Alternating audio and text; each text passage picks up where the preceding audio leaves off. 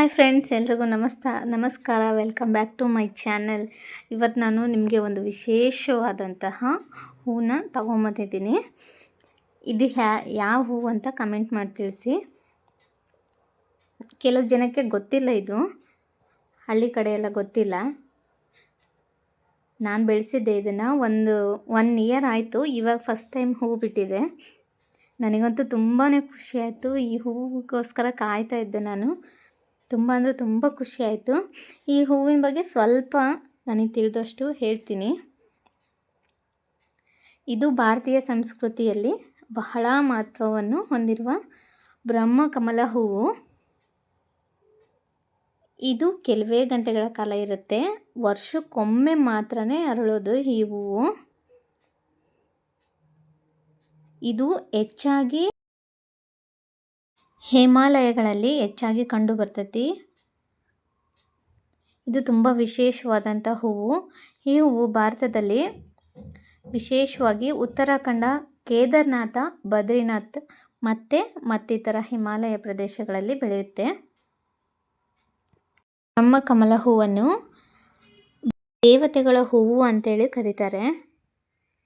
ಹಿಂದೂ ಧರ್ಮದಲ್ಲಿ ಇದನ್ನು ಶುದ್ಧತೆ, ಪವಿತ್ರತೆ ಹಾಗೂ ಸೃಷ್ಟಿಕರ್ತ ಬ್ರಹ್ಮನ ರೂಪ ಎಂದು ಕರೀತಾರೆ.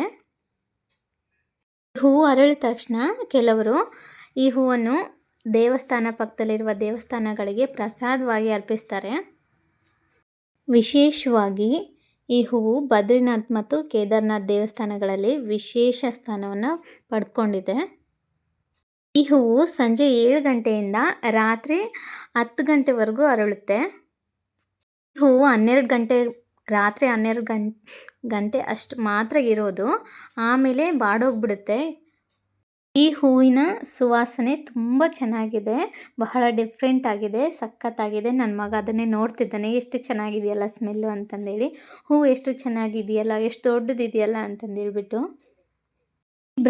ಬ್ರಹ್ಮಕಮಲ ಗಿಡವನ್ನು ನಾವೆಲ್ಲರೂ ಬೆಳೆಸೋಣ. ಎಲ್ಲರ ಮನೆಯಲ್ಲೂ, ಪ್ರತಿಯೊಬ್ಬರ ಮನೆಯಲ್ಲೂ ಕೂಡ ಈ ಬ್ರಹ್ಮಕಮಲ ಹೂವು ಇರಬೇಕು.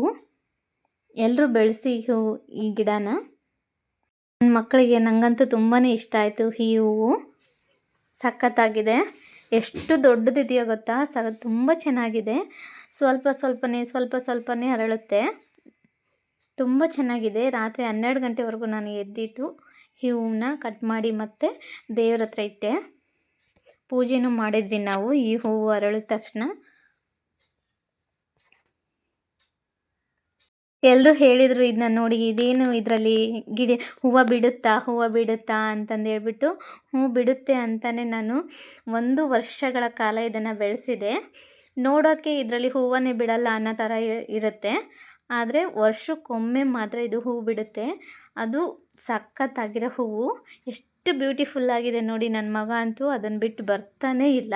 ನಾನು ಇಲ್ಲೇ ಇರ್ತೀನಿ ಅಮ್ಮ ಅಂತ ಹೇಳ್ತಾನೆ ನೋಡಿ. ಅವನೇ ನಾನು ಪೂಜೆ ಮಾಡ್ತೀನಿ ಅಂತಂದೇಳಿ ಅವನು ಕೂಡ ಪೂಜೆ ಮಾಡ್ತಿದ್ದಾನೆ.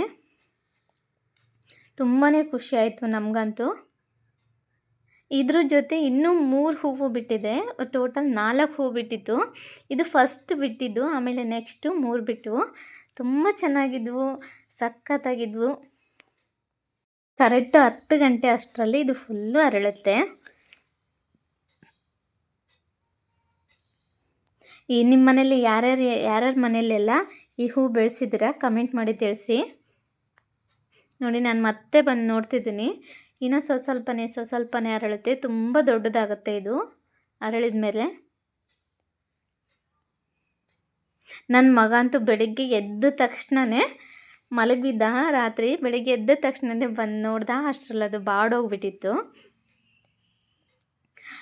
ಎಲೆ ಅಂತೂ ತುಂಬಾ ಸ್ಮೂತು. ಹಂಗೆ ಸ್ಮೆಲ್ ಅಂತೂ ಎಷ್ಟು ಸಖತ್ತಾಗಿದೆ ಗೊತ್ತಾ. ನೋಡಿ ಯಾವ ಥರ ಡಿಫ್ರೆಂಟ್ ಆಗಿದೆ ಈ ಹೂವು. ಈ ಹೂವು ಥರ ಯಾವುದೂ ನೀವು ನೋಡಿರೋಕ್ಕೆ ಸಾಧ್ಯ ಇಲ್ಲ.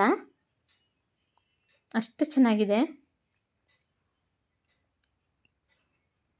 ನೋಡಿ. ನಾನಿವಾಗ ರಾತ್ರಿ 10:30 ಆಗಿದೆ. ಎದ್ದು ಮತ್ತೆ ನೋಡ್ತಿದ್ದೀನಿ. ಇವಾಗಂತೂ ಫುಲ್ಲು ಹರಡಿತ್ತು. ನನಗೆ ಗಿಡ ಸಸ್ಯಗಳನ್ನೆಲ್ಲ ಬೆಳ್ಸೋಕ್ಕಂದ್ರೆ ತುಂಬಾ ಇಷ್ಟ. ನೋಡಿ ಎಷ್ಟು ಚೆನ್ನಾಗಿದೆ. ಇವಾಗ ಫುಲ್ಲು ಅರಳಿದೆ. ಎಷ್ಟು ಸ್ಮೂತಾಗಿದೆಯೋ ಇದ್ರ ಎಲೆಗಳು, ಅಷ್ಟೇ ದಪ್ಪ ಕೂಡ. ನಾನು ದೇವ್ರ ಹತ್ರ ಒಂದು 2 ದಿವಸ ಅಂತೂ ಇಟ್ಟಿದ್ದೆ. ಅದು ಏನೇನೂ ಆಗಿರಲಿಲ್ಲ, ಬಾಡಿತ್ತಷ್ಟೇ. ಬಟ್ ಅದು ಒಣಗೋಗಿರಲಿಲ್ಲ, ತುಂಬ ಚೆನ್ನಾಗಿತ್ತು. ನೋಡಿ ಇವಾಗ 3 ಹೂವನ್ನು ಅರಳ್ತಿದ್ದಾವೆ. ಇದು 7 ಗಂಟೆಯಲ್ಲಿ ನಾನು ವಿಡಿಯೋ ಮಾಡಿದ್ದು, ಸಂಜೆ. ನೋಡಿ ಎಷ್ಟು ಚೆನ್ನಾಗಿದೆ, 3 ಕೂಡ ಒಂದೇ ಸಲ ಅರಳ್ತಿದ್ದಾವೆ. ಎಷ್ಟು ಚೆನ್ನಾಗಿ ಕಾಣಿಸ್ತಿದ್ದಾವೆ. ತುಂಬ ದಪ್ಪ, ಇದರ ಎಲೆನೂ ದಪ್ಪ, ಹಾಗೆ ಹೂವು ಕೂಡ ತುಂಬ ದಪ್ಪ, ತುಂಬ ಸ್ಮೂತ್ ಅಂತಲೇ ಹೇಳ್ಬೋದು.